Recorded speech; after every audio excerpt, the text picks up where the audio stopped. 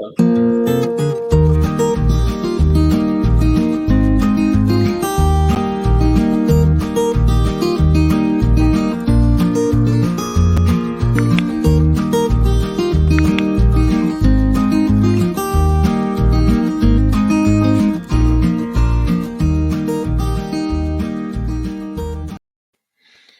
friends, welcome back again to the Carving Chatter podcast. And today, my guest is my friend, Gene Messer. I'm sure most of you guys know who he is. Um, I was inspired and honored to have Gene on the podcast. We have been talking on Facebook and talked on the phone for a while. And I said, "Would you like to be on my podcast?" And he said, "Yeah, I'd definitely like to." And I said, "That's great." And so I feel really honored.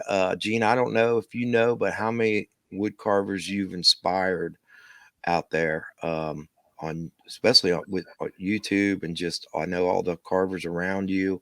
Um, you inspired me to start wood carving, and you inspired me to start making videos on my wood carving. So I wanted to show you something that I did. Um, this was a little tiki that I did, and it was from one of your videos. Yeah. You carved a little tiki pendant, and this was my very first wood carving. And I know it looks a little funny. His nose is a little crooked, but the pocket knife in that video was, or in that picture, was my grandpa's. And my grandpa was a whittler. I call him a whittler because he would just pick up a piece of wood on the side of the fishing bank when we were fishing, and he would carve that thing into a little bear or a little sheep or a little dog or Yeah. something. And he would always give us to us kids, and that was his pocket knife. And when he passed away, my grandma gave me that pocket knife, and she said, "Be careful. This is a sharp knife." He always kept it sharp. And I said, "Oh, I know, I know. I've seen him carve many times with that little pocket knife." And I was wanting to get into something, and your video popped up on wood carving. I did a little search on. I thought I'd like to learn how to wood carve, and your video popped up of the tiki, and a little tiki pendant you did for a lady. I think it was a lady requested to have you carve her a Mhm. tiki or I something, think so. and you carved that little tiki. And I ran and got my grandpa's pocket knife, and I cut me a little piece of it wasn't even basswood. It was just a piece of an old 2x4. Cut me a little square out, and I tried to follow along, but I kind of went off path and did it a little different. But that was my first wood carving, and so you inspired me, and I know you've inspired so many other people, um, to do wood carving. And you I made a top 10 video, and it's on YouTube. It's the top 10 wood carvers on YouTube, and Doug Linker was number second, but you had to be number one because you inspired. I know you inspired Doug, and you inspired myself, and you were the one of the original wood carvers on YouTube to start making videos. So I was just really honored, and I wanted to do that video, kind of a dedication to all the wood carvers that I enjoyed watching on YouTube. And you put up a video one time about us wood carvers making the videos, Yeah. making our own videos.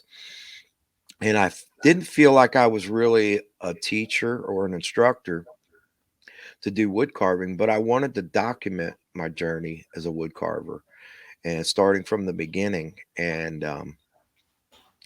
you know, uh, basically, I didn't, like I said, I didn't feel like a carving teacher, but I wanted my family or my friends, if something ever happened to me that I pass away, that they would have something that they would be able to go back and watch my videos, and even just inspire other new people to carve, just like I was. I was a total beginner. Um, I didn't know the 5 cuts or 4 or 5 cuts of wood carving. I was just chipping away at a piece of wood, and I started watching other carvers, and I just learned so much from Mhm. the community. And I, I just enjoy the community so much. There's so many good people in the wood carving community. There is. And I do enjoy doing these podcasts because it gives me a chance to get to meet a lot of the wood carvers that I watch all the time. and also to hopefully inspire new people to get started in the carving. Hmm. So, on behalf of all the wood carvers out there that you've inspired and myself, I want to thank you for getting me on this journey. And it's been Thank fun. you. It's been addicting. Hmm. And, I just go back and I watch all the wood carvers and your videos and everybody that puts one out. And sometimes I enjoy just sitting there watching people carve. Even if I'm Hmm. not carving along with them, I Yeah. like to just watch them carve. So, again, I want to thank you, and I'm honored to have you on my podcast today. So I appreciate it. Well, you're very welcome, and you were very kind in that video, putting me as number one. I didn't think that too much. It's funny what you mentioned about your grandfather carving these little toys and stuff that they would give to kids, because in my years of study, especially when I went back to the European carvers, uh, like the Tribe family and Yeah. Axel Peterson, who I love I was inspired by his carvings also, his rougher type carvings where I got my style. Uh, I look back and a lot of those men back in those days, I mean, now an Axel Peterson carving is priceless, and your tried carvings are worth quite a bit and stuff.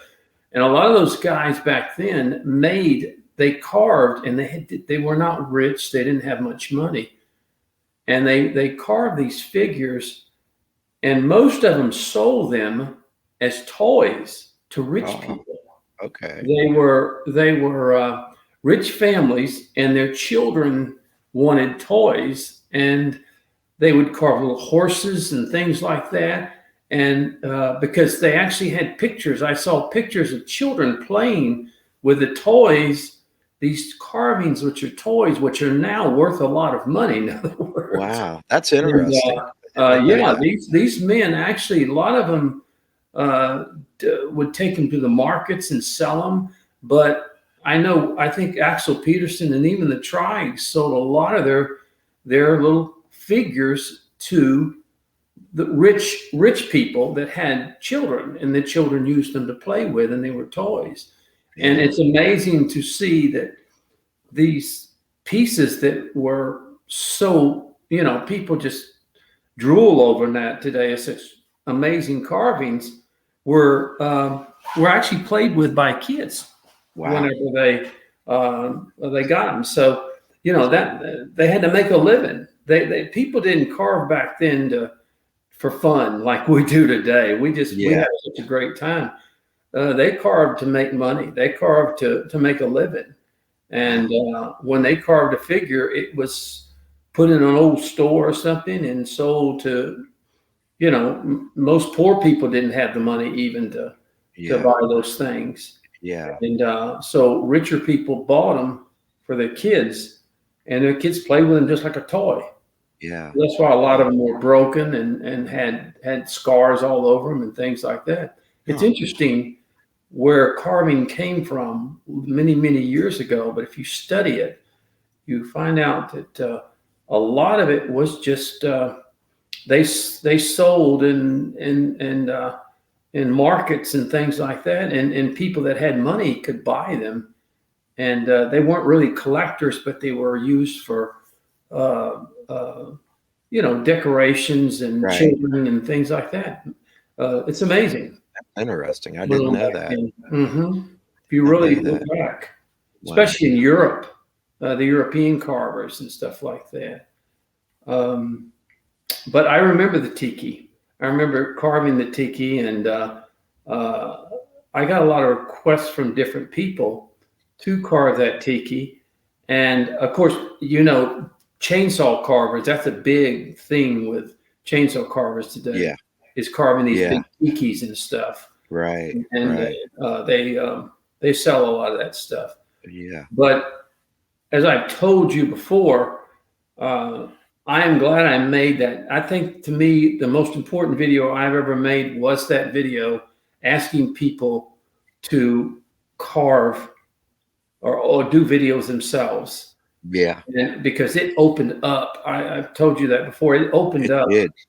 beyond me what I thought was going to happen. It sure did. I mean, And I just love it. we're just getting so many great carvers on Yes. YouTube now. It's just Yes. amazing.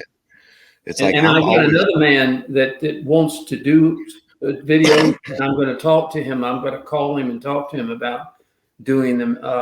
Um, but you see now it's such available. And what's good about you guys is I didn't teach a lot about sharpening and about different knives all the time. I didn't teach a lot about that. I basically started carving right off the bat. yeah, right. And with a very terrible video. In fact, the first one I ever made was how to whittle a face, and it was so bad that I didn't even do a part 2 to it because I didn't think, and then I started getting just tremendous amount of messages that, we want you to do them again. We want you, please do these again, because I guess it was something new to people. Yeah. And now there was another person not far after me that began at that time also. And she said, when I started, she kind of, and that was Arlene Zoomer. That's Carver's Wood Shop. Right. And Arlene has over 2,000 carvings now on YouTube. Yeah. And so Arlene started doing that, and she's a wonderful lady. Yeah. I've talked to her many times. Yeah. She does a Facebook Live thing like once a week. She does Facebook Lives now, and that's something she's kind of getting into Facebook a lot right now. But she wasn't doing that for a long time. So a lot of people didn't know about Arlene for a long time. Right. But she started, and I've talked to her many times, and she's a sweet darling. She is, and a very good carver and teacher. Yeah. She really is. But what I love about it is that so many different people carve so many different ways, and it gives the people a lot of variety in what they want to find out that they want to carve. And you can learn from just about anybody. You can learn something new. Yes. Everybody has their own little style and their ways of doing things, and it's like it's not like you can't watch one person's video and like, oh, I already seen how to do that, because everybody does it a little different. And now that they're teaching, I mean, you've got the International Association of Woodcarvers that Blake and Tom and Dave Levy is involved in it now, is involved in teaching. And then you have the Woodcarving Academy, Dave Stetson, people like that. And then Dave comes on live and actually does some little lessons. I mean, it's amazing. It is just totally amazing. And you're getting great carvers that are teaching now. So, I mean, people, we never had that when I first started. I mean, they had nothing like that. Right. And I mean, we didn't have Woodcarving Illustrated. We had Mallet Magazine and Chip Chats. So I'm curious, what made you pick up a knife, or what was your first experience with carving that you've thought, this is going to be something that? Well, to be honest with you, I picked up a knife when actually out of tragedy, to be honest with you. My wife, I think I've told this, that my first wife got breast cancer when she was only 34 years old. Wow. And we're going to adopt a son, and we didn't know whether we could do it because of that, but we were able to adopt him. But I don't know if you know much about it. Back in the 80s, going to cancer hospitals, you sat for all day long, waiting for cancer tests, results, things like that. So we were going to the MD Anderson Cancer Center back then. And it's hard to believe that place was only one building at that time, which is a enormous thing. I mean, it's enormous. But anyway, I started actually, I picked up a knife at that time because I had gone through a carving show in that area. And it was actually the Southeast Texas Woodcarvers. And I saw it, and I picked up a knife, and I started doing a little whittling. while I was at the cancer hospitals waiting for my wife, waiting all day for her and stuff. And so I did just very small amount of whittling and things like that. And then I did a little bit. We got our son, and then she passed away 6 years later. Well, she passed away 5 years later, or 4 years later after that. And so to raise a son, then I didn't get to carve very much. In other words, Right. trying to raise a 4-year-old, because she was only 4 when she died. And so I often own would carve. You know, I mean, it was just sort of and I was able to join at that time the Southeast Texas Woodcarvers, and that was probably in the 90s, in the early 90s, that I joined the Southeast Texas Woodcarvers. So I learned a lot there. And when I first started, really, so then I started doing carving. Probably in the later 90s, I really started carving a lot because I was so busy with my son, raising him by myself. And I really started carving heavy or more at that time. And of course, I got into flat plane carving, which it was more, at first, most of my stuff looked like Harley Restful's work, because that's what I patterned myself after. Right. And then I decided I didn't like, his stuff is great. Okay. His stuff is amazing, but I didn't want all of my stuff to look like somebody else's. Right. You know, I wanted it to be different. Right. And that's when I got to the experiment of working with, a certain type of flat plane and stuff. Mhm. Now, back then, when you started carving, back when I started carving, you had nothing. I mean, you had a few carving, I think it was called carving videos. That came later. But in the 80s, I learned from actually a Jack Price little VHS tape called Carving a Compact Character. And Jack Price was an amazing carver. He was. I mean, not was. He still is, but Jack's probably around 96, 97 years old now. Yeah. And so that's what I learned from, and how to kind of whittle a character and stuff like that. And we didn't have the knives. We didn't have nothing back then that really could give you all the things. And we didn't have the internet either. Yeah. The internet exposed a lot of things that we were able to have. And I go back so far as I don't think you remember the National Woodcarvers Museum in Monument, Colorado. That's where the Mallet magazine was put out. And that was about the only magazine in Chip Chats that we had that we could see anything. So I subscribed to both of them. And then I got on the Woodcarving Illustrated, the first forum that they ever had, with Blake and Lynn Doty and other carvers back then. And we would talk and show our pieces and stuff. Mm-hmm. So, that actually, Jack Price was the only thing that we basically had back then. You didn't have, they didn't make too much stuff. If it was something, it was a VHS video that he made. And he made one of the first ones that was made. And then there was some others that I found that were not, not really as clear as his. Yeah. And basically, if you watch today, Sharon Our Art, that's called Sharon Our Art, the way she carves her little figures. It's almost identical to Jack Price's way. Yeah. I've got one of his books on carving the little guys. Right. And he was but the thing was with him is, if you watch his video, if you can carve as small people, then you can carve larger people. That's Right. the thing. It's not really that much difference.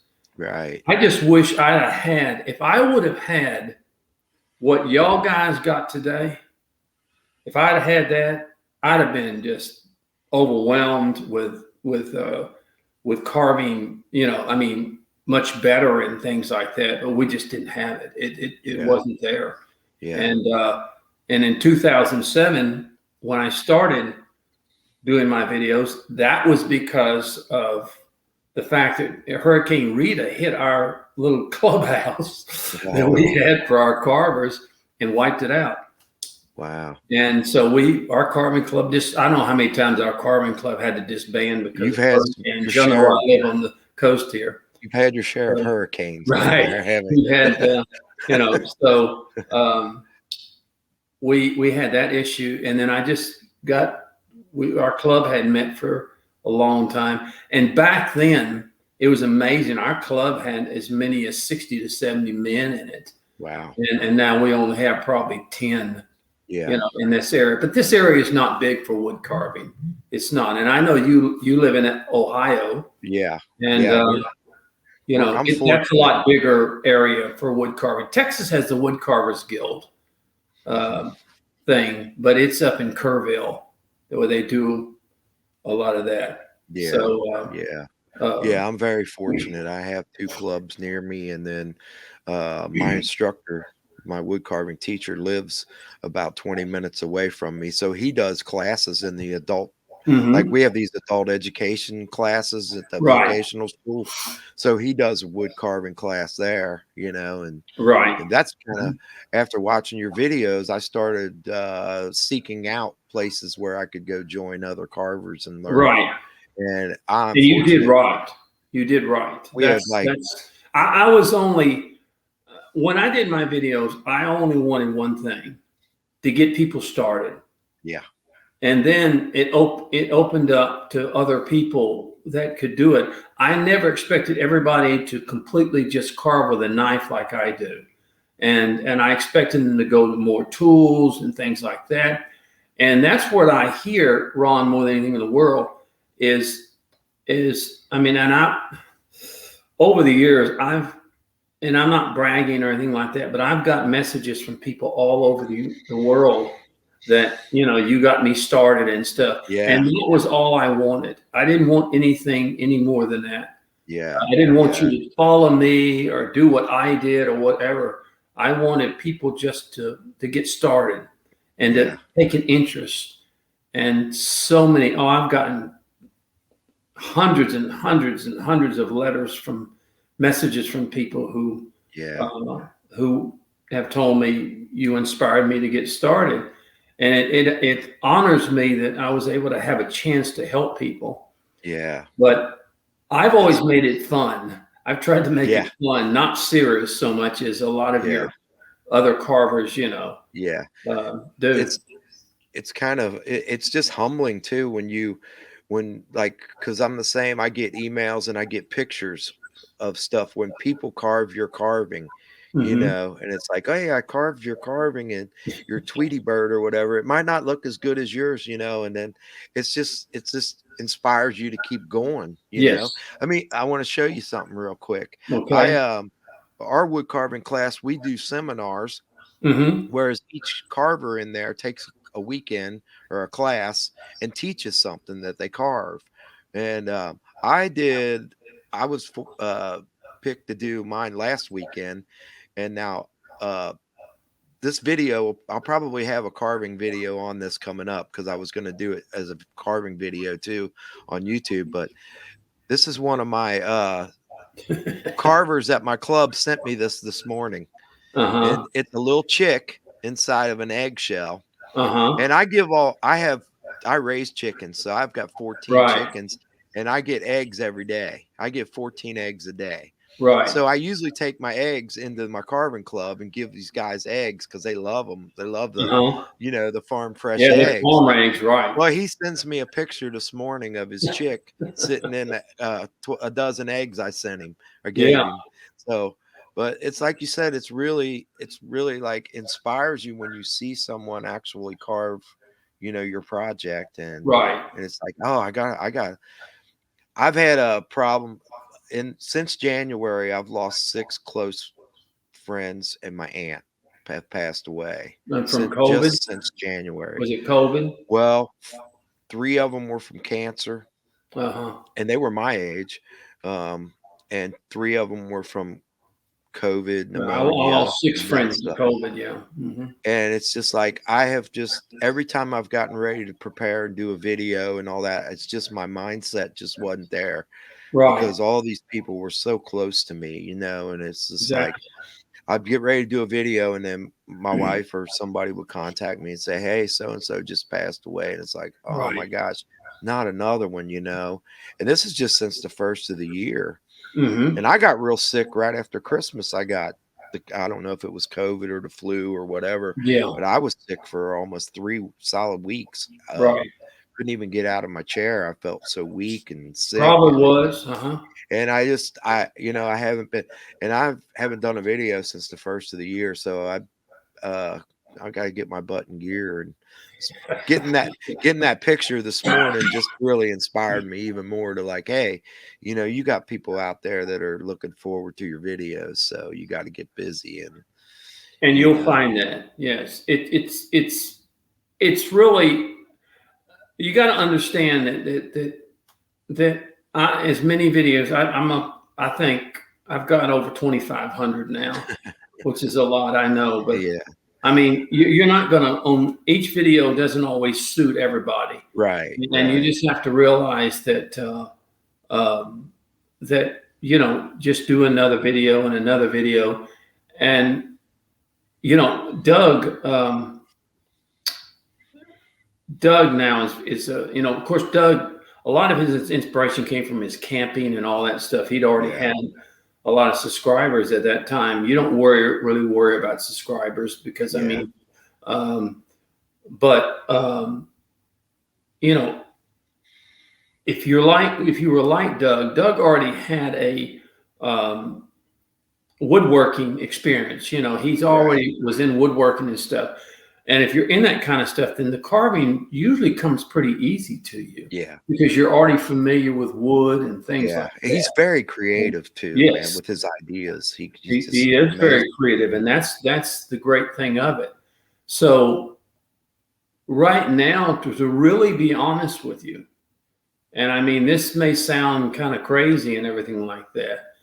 I want you guys to pass me up. I mean, I want you all to become more popular than me because you guys are starting to, and a lot of you are just starting out, and you guys are, doing uh, even more for the community now. And I don't put as many videos out because I'm busy with the Let's Talk Carving website and things like that and other things. So I mean, it's. I'm just so glad it's not one or two people, that it's a lot of people now, Yeah, and I want more people to come in and the whole deal is this, just simply this, that you take somebody and where they the most enjoyable thing is when someone writes you and say, "I never thought I could do this." yeah, And they do it, and they learn how to do it. Or because I don't know if you have ever carved out among the public at all, very much, like just sitting down and whittling or something like that, and yeah, people gather around you. yeah. Once in a Like, while, we'll do yeah, like a right, fairgrounds thing right, or something, and I'll sit with the other guys at the table, and we'll exactly. do. And what's the first thing out of their mouth? I wish I could do I that. I always don't have wanted the to do patience to that. I do just it. can't. Yeah, Yeah, yeah, yet they can. yep. Because they think you have to be very artistic. And I'm not a drawer. I can't hardly draw Me, anything. me neither. Me Right. neither. So you don't have to be that artistic. Uh, Yeah, Now, the ideas that you come out with, you probably need to be a little bit artistic. But as far as carving, anyone can learn if they really put their mind to it. yeah, And yeah, that's been like you said, that's been the wonderful thing, is just to know that you have started someone and then they move on to other people. And there's been some carvers that have sent me things that they said, well, you inspired me to start carving. They're better than I am. So yeah, that's wonderful. I yeah, mean, I've never felt any jealousy towards anyone who, does better than me, yeah, because we're a carving community. That's Yes. what we are. And we're to help one another and get one another started. Absolutely. And when that happens, um, I remember my first carving. You remember your first carving? I mean, even though it might not have been all that good, how happy you were Yeah. that you had Yeah. finished something Yep. and done. And that's what carving's about. Yep. To have fun and to uh, make it a hobby, and do that. And you know, I'll tell you a little story, and I won't make this short, but I met a young man one time in Branson, Missouri. I was at Silver Dollar City, and I was at the carving thing at the Valley Woodcarvers there. And I walked out, and a young man was sitting there. He was about 16, 17 years old, and he had a carving in his hand. And I walked over and sat next to him, and I said, boy, and I mean, it was a good-looking carving, a great-looking carving. And I said, you did that, son? And he said, yeah. And he said, I said, boy, you at your age, at 17 years old, you're going to be a good carver and all that stuff. He said, well, my dad was an artist and all that. And I said, well, you're going to be a good carver. And that kid looked at me and he said, yes, sir, I probably will. But he said, I don't like this. I don't like carving. I don't like doing this at all. Wow. And see, even in that sense, I have a feeling that kid's probably not carving today. But he didn't like it. Right. He was good at it. He was very artistic, but he's also he could paint and do things like that. His dad was an artist, but he didn't like it. And that's the whole key to it. Yeah. More than anything in the world. You can be artistic and you can be very, very good at what you do. But if you don't like it or have fun with it and stuff like that, exactly, then you're not going to enjoy it. And I don't think he went on to carve. He just told me, he said, I don't like this and I don't really want to do this. So that's what I mean. And that boy could have been probably a top-notch carver today, but he probably didn't like it. But didn't enjoy it. He didn't enjoy it. Yeah. So that's what makes the difference. Yeah. That's what makes the difference. Yeah. More than anything. Now, I know earlier when we were talking the other day, we were talking about new carvers and thinking that they need all these tools, because we were talking about how when we go to carving club and the guy breaks out all his toolbox and he's got a whole ton of tools in there and he only uses one of them or two of them out of the whole box. But what would you say to the new carvers out there that think they need to buy all those tools and stuff? What advice would you say? Don't do it. Don't. Well, first of all, find out that you want to carve. Right. You get you a knife. Really, to be honest with you, get you a knife, a V-tool, and a small gouge, and see if you like it. Yeah. And I mean, that doesn't cost all that much. People, a lot of times, are just tool collectors, and they want more knives. You've seen this with the Helvey, the Helvey knife. And guilty. I do not recommend any beginner start off with a lot of tools or spend a lot of money, because first of all, find out if you want to do it. I've done this I had a guy came to me one time, wanted to carve, wanted to do this. I gave him a sharpener I made. I gave him a knife. I gave him the wood. He worked a few times with it and finally told me, I don't like this. See, so I really thought this guy was enthused to do it. I really did, but he didn't. Yeah. So, and he's not doing it today. So I'm not saying anything's wrong with that, but I'm saying, why spend $1,000 or $300 or $500 on tools, and then you find out you don't like it? Yeah. It isn't worth it. Yeah. So carve a little bit, listen to you guys' videos. You guys have some great information on the cuts and things like that. Learn to carve first, and then say, I really like this and I want to keep doing it. Yeah. Then you haven't put in a lot of investment in it. Yeah. So now the guys that you see with all the tools and stuff like that, most of them are good, have been carving a long time. Yeah. And most of them and you know this as well as I do. most of the time they'll pull out one or two tools and use them, and Yeah. they won't use anymore.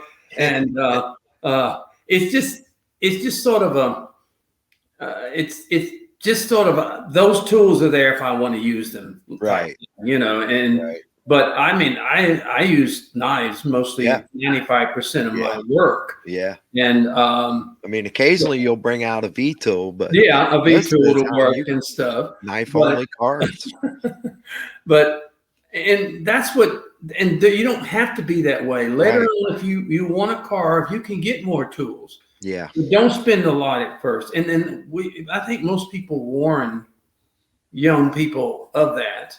Find out if you want to do it, and once you get hooked on it, I don't have to tell you to buy any more tools. You're going to want Yeah. to buy some more tools, but don't make investments like that at first. It's just not worth it. Yeah.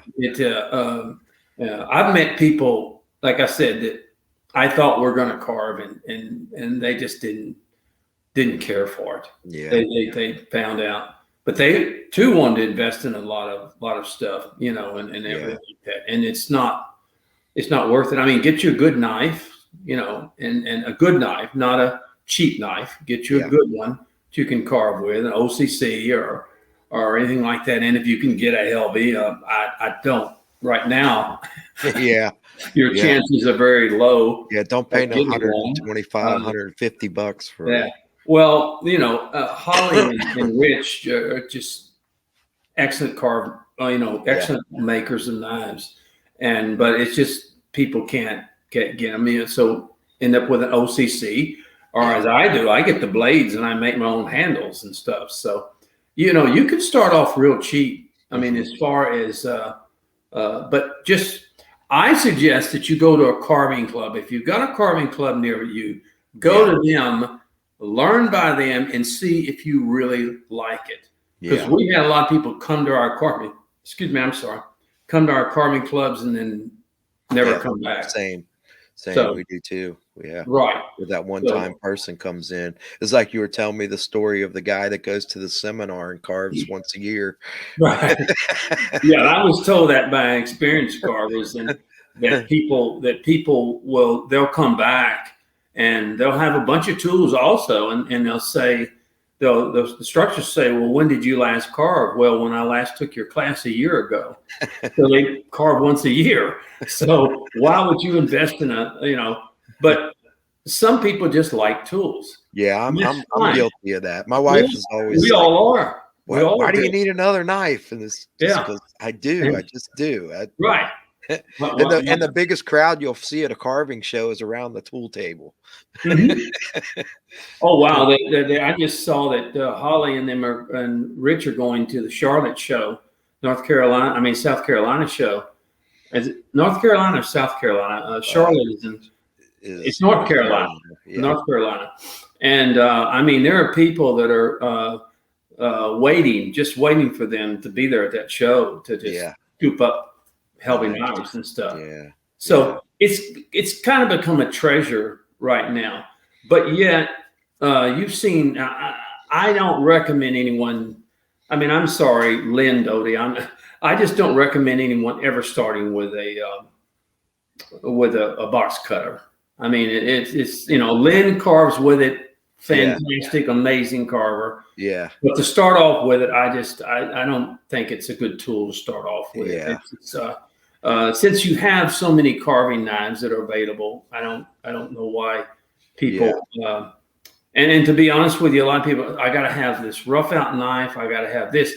I'll be honest with you. If you have a 1.5 inch knife, blade knife, you can carve, figures any way you want to, in that sense. So, like I said, a lot of people want to get you to invest a lot of money, but don't do that. It's just not worth it. Yeah. It's definitely I can't really say it's a man because there's some women at our club that's got as many tools as the men do. So it's just I guess it's just, you think, oh, this one knife's going to carve better than any other, but like we were talking, it's not the showcase. It Not is. the knife that makes you the carver. It's good to walk in there with a big carving box and open it up, and I mean, just just trifold and all that other stuff.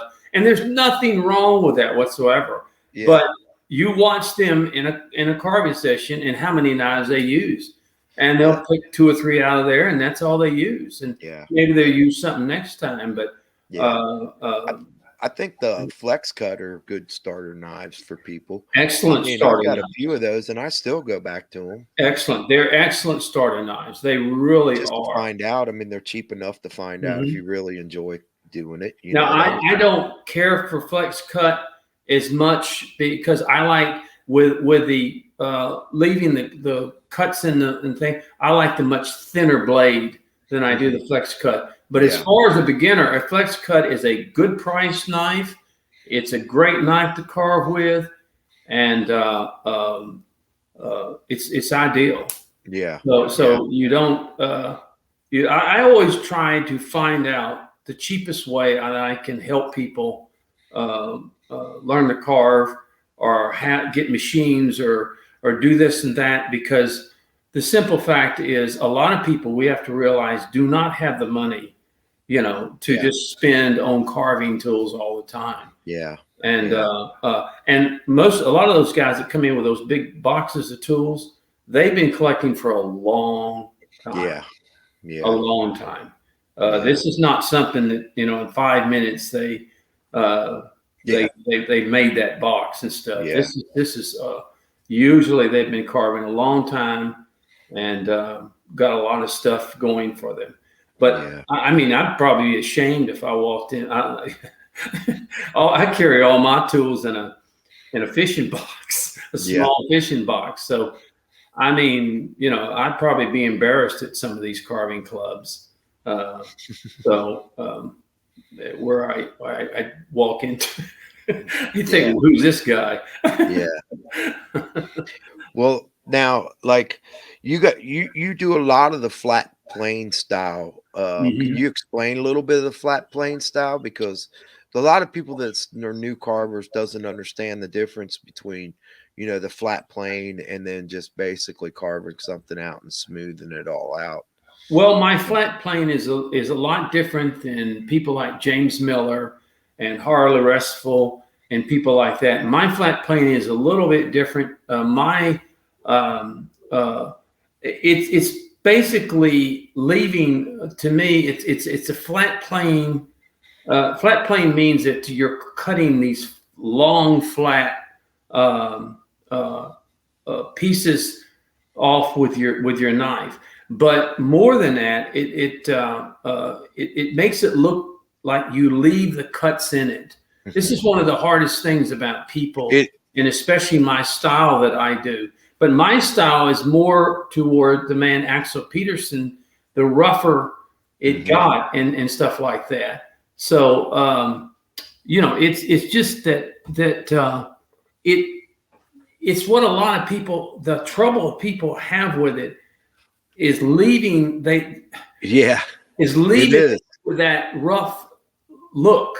They don't think it's finished. And when I first started introducing or showing people, now John Overby is flat plane, but mine doesn't look like John's. John's is more. So mine is sort of a crude type flat plane. And if you look, here's like a little figure like this. In other words, if you look at him, the cuts are all left. The cuts are left in him, and to give him that character that he has in him and all that stuff. It's really hard to explain. Mine's sort of an off breed of flat plane because I'm a whittler and I scoop my knife. I swing my knife as I cut a lot of times, and it gives it that rough look, but it also gives it a decorative. I remember at the Smoky Mountain Woodcarvers, I went there one time, and a lady had never seen that type of carving, and she asked me if I was a carver. She was working there at Smoky Mountain Woodcarver shop, and I brought it in and I showed her, and it was cowboy, and and it was carved in the rough type flat plane style. And she looked at it and she said, she called her husband over here, who was a carver, and she said, "Why don't you do your carvings like this?"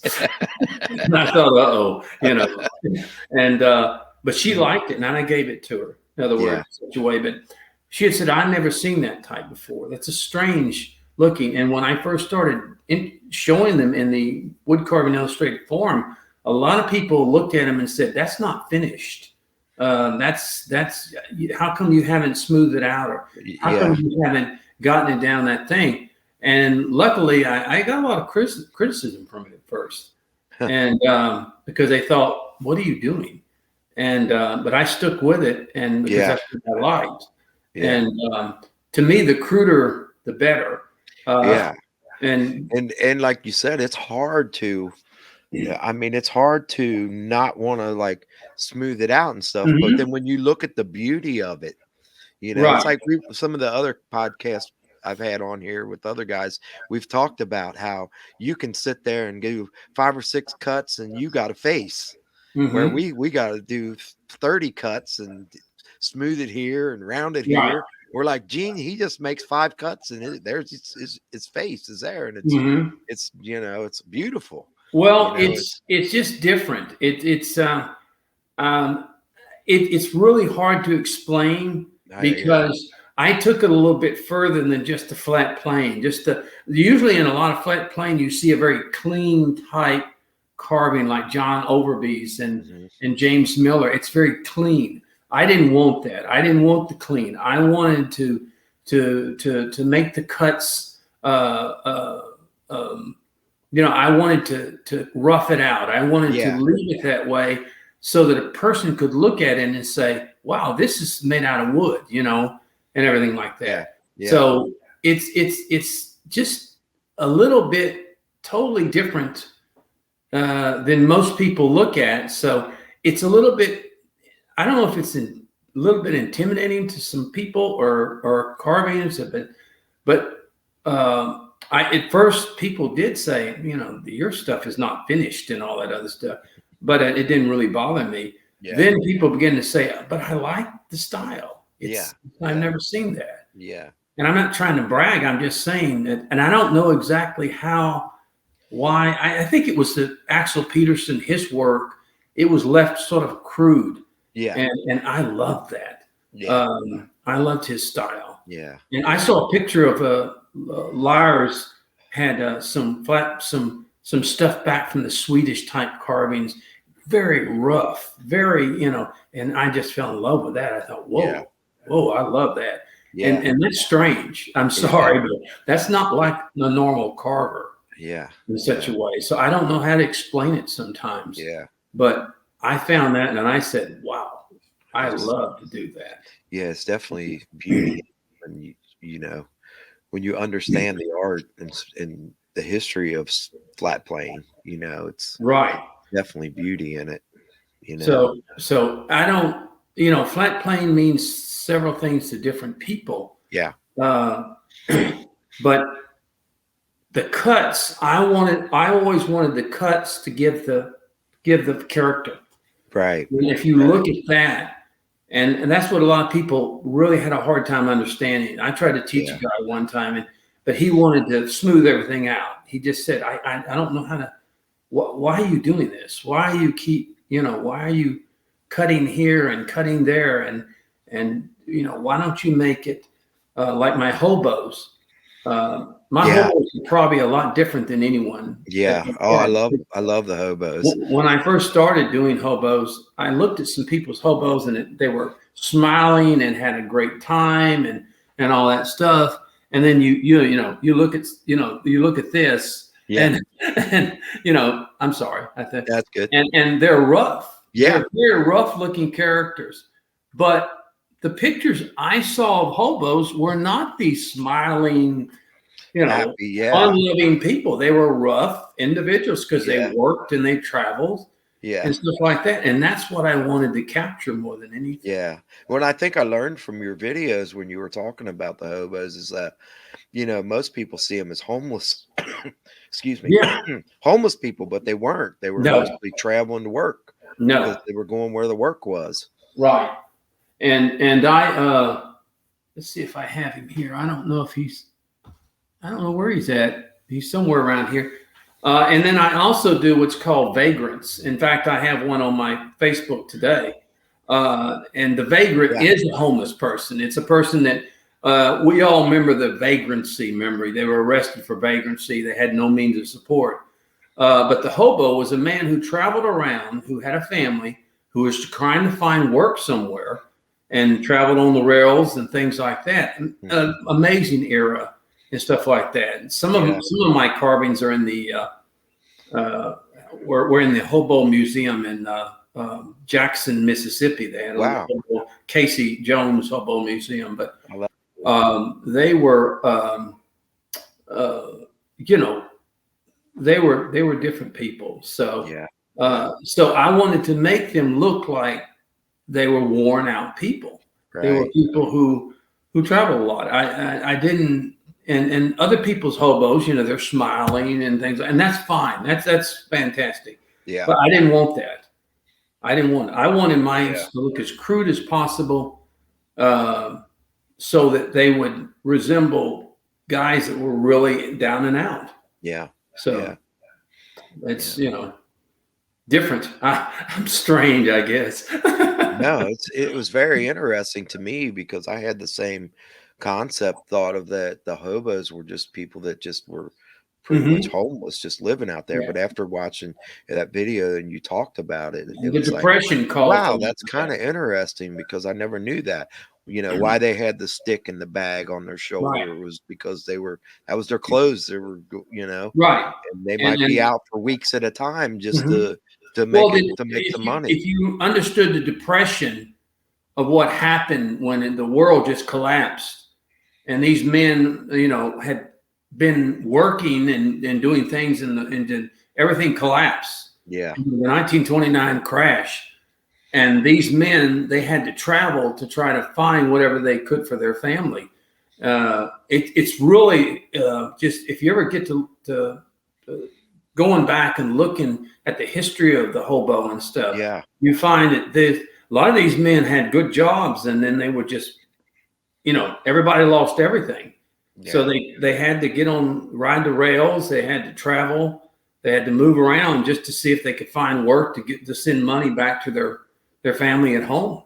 Yeah. And all that stuff. Crazy. So it's, we've never experienced that in our life, but I mean, these people did. My father knew of them. My father knew several hobos during that time. Yeah. I know my grandpa's talked about it, back in the Depression days of the Great Depression. Right. Well, Gene, we're rolling up on 50 minutes here. Okay. And, I appreciate you taking your time out of your day. I appreciate you having with me. And like I said once before, I just want to thank you for everything you've done for me and the inspiration you give us all on YouTube. Keep up the work. Keep up the great work. Thank you. We're always looking forward to seeing new videos. Before you go, is there any inspiration you'd like to give to somebody that says, I want to carve, but I haven't done it yet? Just try. And more than anything in the world, don't worry about trying to make, so many try to start making a living. We want to make a living doing this. Well, don't do that. Don't just have fun. Have fun and making an enjoyment in your life and a relaxation in your life. Don't worry about trying to, because most people, if we all had to make a living carving, we'd be a hobo. We'd starve to death. It's just have fun doing it more than anything in the world. Don't worry about winning. I mean, if you want to keep on and win awards and ribbons and things like that, that's fine. Yeah. But just start off slow, have a good time, learn from others, learn from these videos, and just enjoy yourself. Yeah. Don't worry about anything else, but just do it as a hobby and enjoy it. Yeah. And that's the most important thing to learn Yes, about sir. carving. Yes, sir. But, well, I appreciate it, Gene. And you Thank you. guys, if you haven't checked out Gene's channel, I don't know why. Get on over there, check out his channel, hit that subscribe button. And if you like these podcasts, I'm getting a lot of emails about people enjoying the podcast. So I try to bring um, I want to really kind of spotlight some of the newer carvers out there that are taking the step into YouTube and putting their videos up. And we're getting a lot, like Gene said, we're getting a lot of really Yeah. good carvers out there. So if you're on the fence about it, hey, get your camera out, get your block of wood, get your a knife, and record something and put it up. It's a great community. All the other carvers Amen. out there, no community, no competition. We all support each other, and we all want to see you grow and see you start carving. So I always say, pick up a knife and a block of basswood and get started today. So I appreciate you guys and appreciate Eugene, Thank you, and Ron. God bless you. we'll talk to you soon. Okay. Thank you very Thank much. you.